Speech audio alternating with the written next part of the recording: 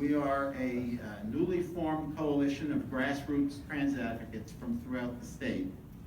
And we have a vision of a rail transit network connecting counties, a practical vision of a network with frequent service connecting counties that contain 85% of the state's population.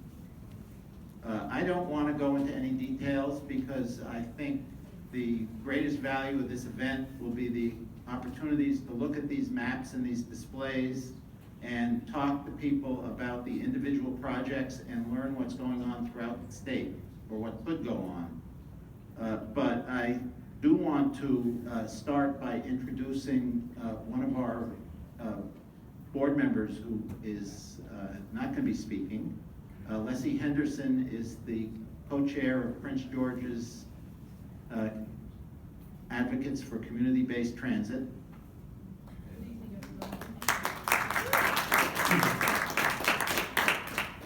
And now we will have 4 speakers who will all try to be brief to give us more time to talk. But I think they will show you what the incredible economic potential is of a truly statewide rapid transit network. Our first speaker will be Sean Cannon, who is the managing director for planning of WMATA, but he has another qualification to be here because before he went to WMATA, he was the chief researcher for one of the nation's largest real estate information companies. So he has a unique insight both into transit and into the effects of transit on the economy. So with that, I will introduce Sean Cannon.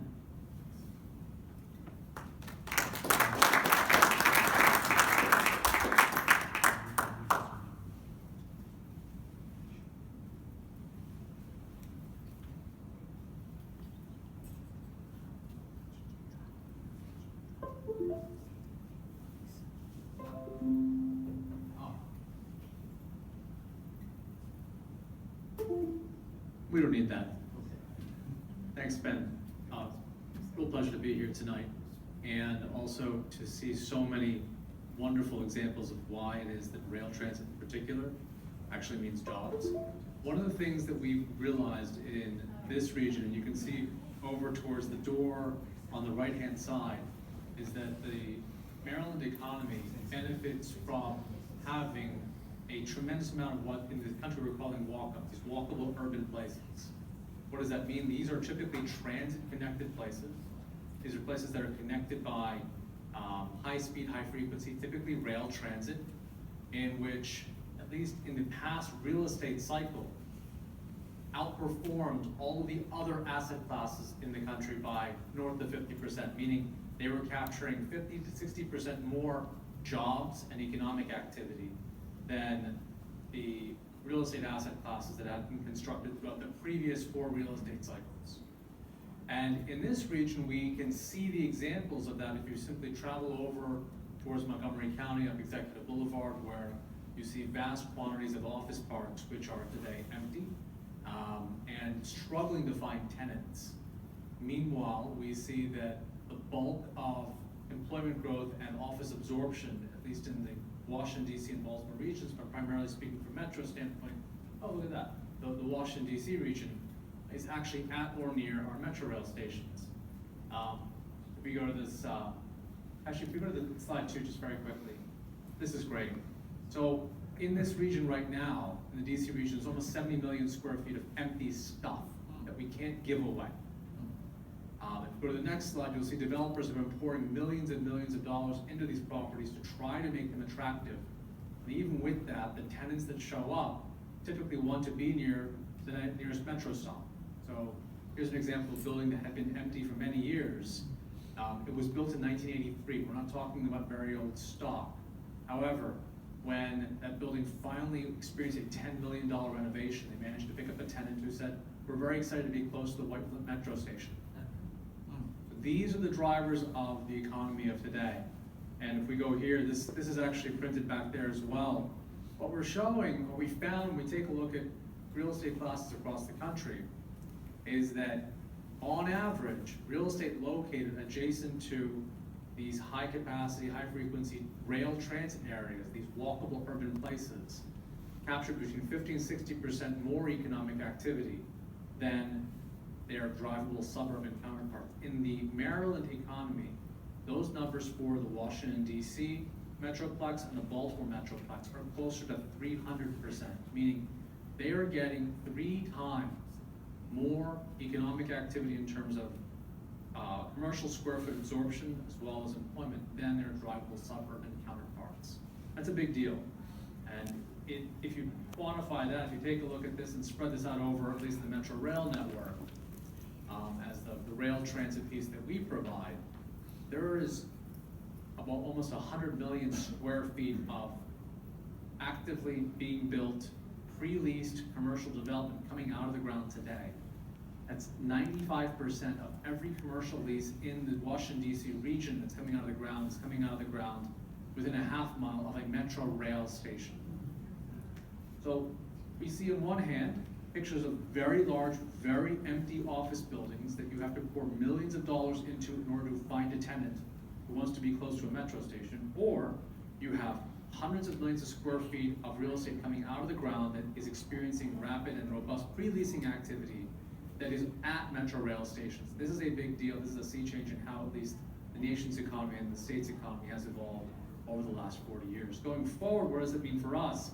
Well, if you take a look at Maryland as a whole, and this again from a modest perspective, takes a look, this is a map of the Metro Rail network and these walkable urban places that are at or near Metro Rail stations. Right now in Maryland, including Baltimore, if you take a look at the walkable urban places at or near the Metro Rail stations in DC and in and around Baltimore, these land areas comprise less than 1% of the state's land area, but they actually deliver almost 8% of the total tax base of the state. So huge bang for the buck, and the impact of these tiny geographic areas in actually generating the economic value for the state cannot be understated. So we'll finish up here for a moment. I just want folks to be aware that when we talk about the scope and reach of rail transit, it's too easy to confine, too easy to imagine that rail transit only impacts those that are within these half-mile areas or along the skinny corridors where the tracks go. But as you can see from this map, and it's also printed back for you, on the right-hand side, you can see the red dots show Montgomery County residents who use Metro Rail every day. The blue dots, Prince George's County residents who are using Metro Rail. These green dots, these are our customers who are coming from beyond the 2 jurisdictions in Maryland that are in our common. So the scope and breadth of how the rail transportation network allows folks to access these jobs is immense. And it's not just folks coming from home. One thing we also found, if you take a look at the importance of the rail network of bringing folks who are not in Maryland to jobs that are in Maryland. About 5% of our daily ridership is actually driven by folks that are coming from Virginia or the district and coming to jobs located along the rail network in Maryland. That's a big deal for us. It's also a big deal for the state. So thanks, Ben, for convening us. I hope that we've set up the discussion properly, and happy to take questions later. Thank you very much. That was a tremendous presentation. Our next speaker is the chair of the Montgomery County Planning Board, who has just been a tremendous leader in rethinking how we build in Montgomery County and how we make our decisions. That is Casey Anderson, and I'd like Thanks, Ben. I'll be very brief. That was a fantastic presentation from WMATA's perspective. Couple of things. The only 2 things I'd like to add to that. One is that JBG recently merged with Vornado, 2 of the biggest developers in the region. And when the executives from the 2 companies were talking about what this company was going to do once it was integrated, they decided they were going to look at all their properties and decide what are they going to hold on to and what are they going to sell. And they decided basically they're selling everything that's not next to Metro. 98% of the properties they're holding on to, they agreed to hold on to only 92 properties between the 2 companies. Each contributed, I think JBG had 42, and with the rest coming from Vornado. but what almost every single one of those properties have in common is that it's immediately metro accessible. The other thing I wanted to point out is a lot of people are, I think, for whatever reason, skeptical that light rail in particular is as powerful an inducement to economic development opportunities as heavy rail and metro rail. I can tell you that I was sort of along for the ride on the Marriott pitch recently. I did not play any significant role in that, but I got to basically sit in the room because the county's people wanted to show the planning commission was not, didn't have horns, that they were gonna make their lives difficult if they decided that they needed a new site in Montgomery County they would have to get developed or redeveloped that would be reasonably ambitious. So, but in any case, I sort of was a fly on the wall in these meetings with some of the Marriott executive team, and I can tell you from firsthand experience that they were very focused on not just access to transit, but they really wanted to understand what they ultimately, of course, got on Bethesda.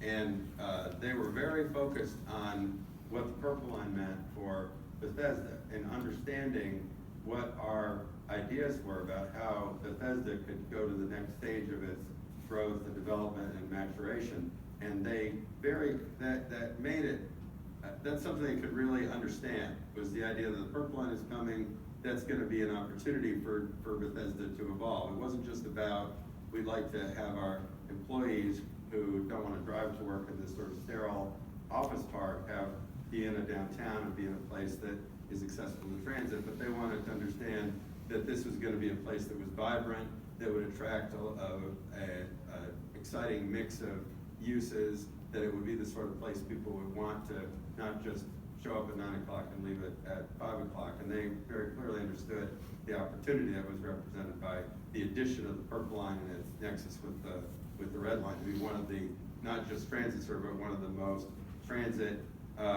high quality transit served locations in the entire metropolitan region. So I'd love to talk to all of you when we break up, but I think that's more than enough.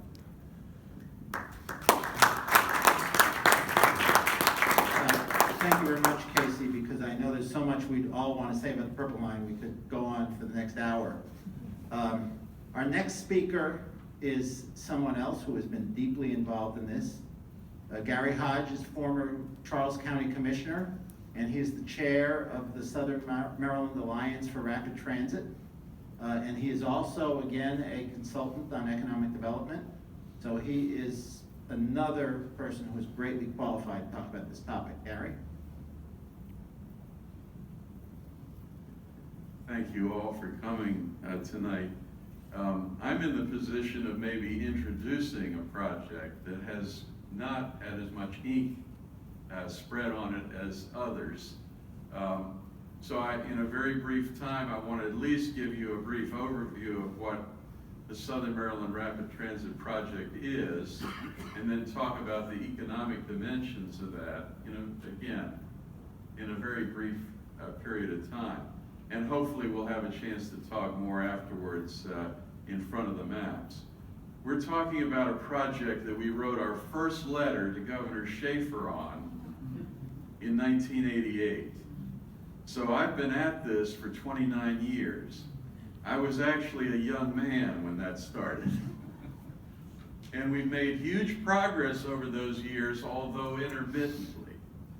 There have been 5 major studies done on this alignment that you see on the map here on the end, this 19-mile alignment from White Plains and Waldorf in Charles County up to the Branch Avenue Metro rail station.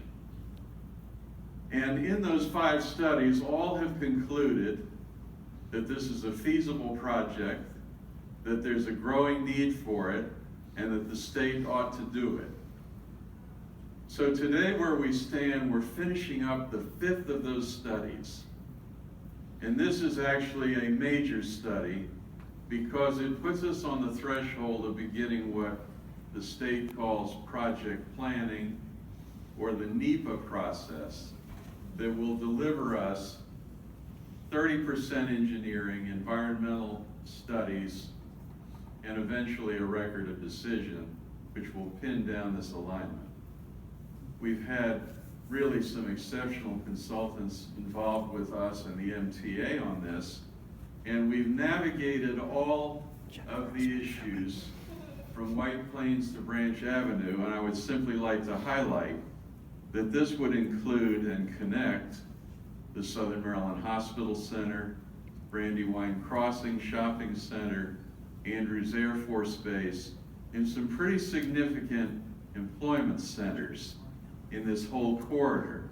Now, if you know anything about the corridor, you know it's one of the most congested in Maryland, and that because of development patterns, there are very few options now on how to thread the needle in getting from Southern Maryland to Branch Avenue, and therefore there's a timing issue.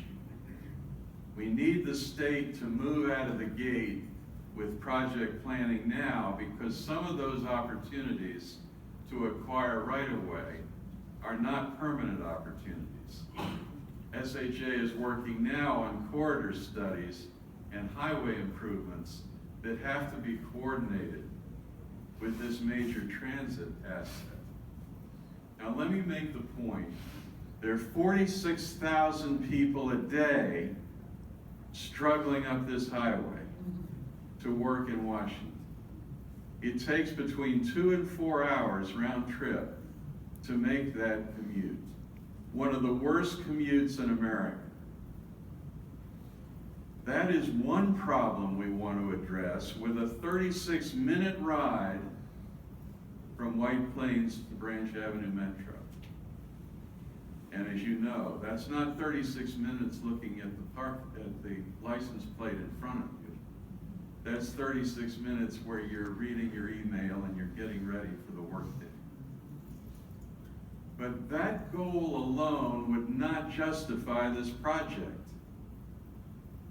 As important as that goal is, the parallel goal is economic growth and development, and the opportunity to focus growth in an urban, planned, transit-oriented, walkable setting, and discourage sprawl in the Southern Maryland region and in Southern Prince George's County.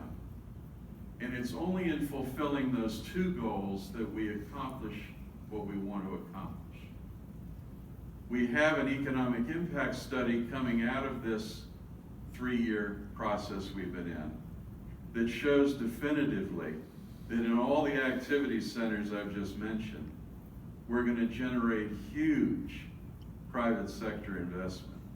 In Waldorf alone, where you see the drawing, the third display from the left, you see there a concept for TOD, which is walkable to the transit station that will be in downtown Waldorf. The area covered by that mixed-use development today looks like a moonscape. This is really low-quality, low-density industrial development. But this is 2/3 of a million square feet of mixed residential, commercial, and office space with a hotel, a civic center, and other public amenities.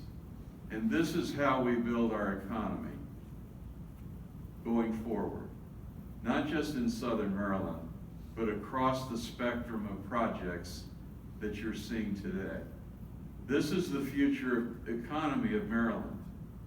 And this transit project will be one of the most significant economic development projects in the history of Southern Maryland.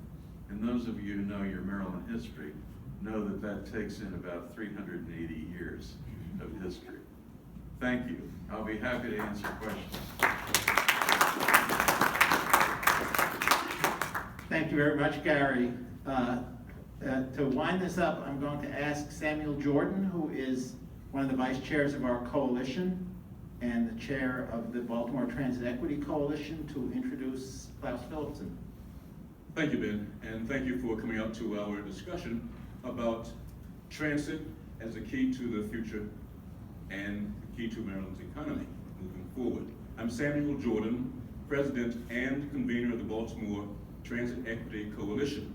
And I can tell you that you've heard recently in the news that there was a Title VI complaint filed against the governor for his ill-considered cancellation of the Red Line project.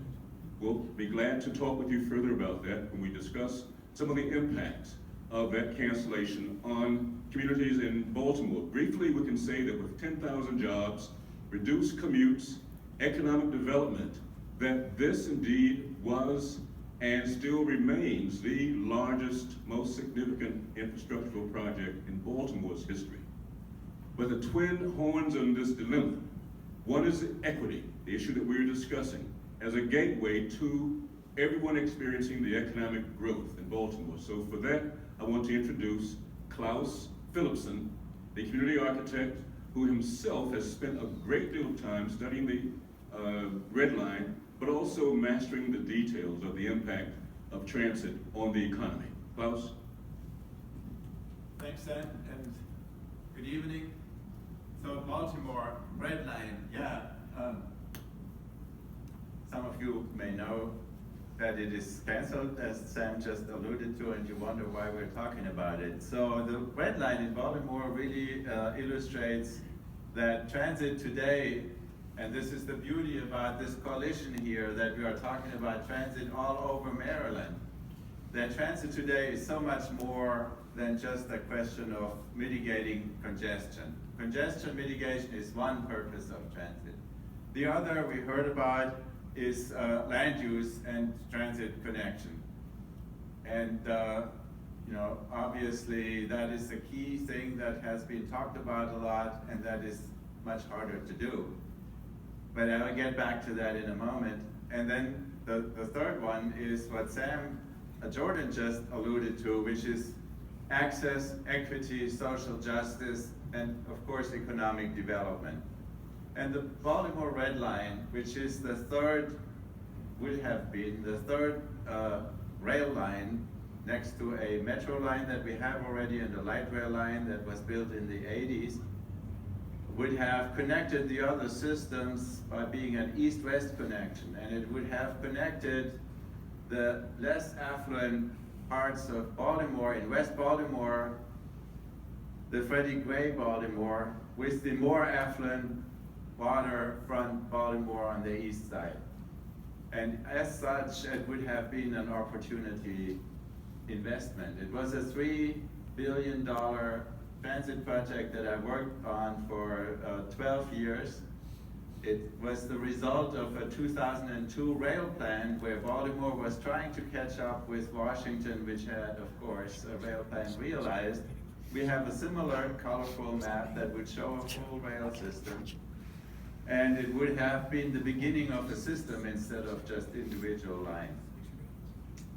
The $3 billion project would have, alone out of construction, created between 10 and 15,000 jobs. It would have had an economic impact of about $2.1 billion out of construction and the immediately related impacts out of construction. So this would have been the greatest investment in Baltimore that was just reeling out of the unrest of 2015. And the point I want to make here is that we all know how quickly the political scenery can shift. We see it right now. We're all waking up. So we should never take never or something is dead as the final word. We have seen the ICC come back. We have seen the Purple Line come back several times. And we can see the Red Line come back. And the Red Line is fully designed, has a fully completed environmental impact statement. The validity of the Red Line is still there. And what I would propose is that locally we can, through land use, make the Red Line even more inevitable. I have worked with communities along the corridor. There were 14 communities that worked for 2 years on their transit station area plans, on investment, particularly in West Baltimore, relevant investing that something would happen around the rail stations where today you see mostly a hole in the donut and disinvestment. And a situation that WMATA had around many their system stations for many years too, until the parking lots were filled in like in New Carrollton with new land use. So these communities designed that future around their imagined stations, and this future should still be built. One can do land for transit-oriented development before the transit as well. And that is what I wanted to submit to you, and then I'm happy to answer questions about the Red Line and how the situation for transit is in Baltimore.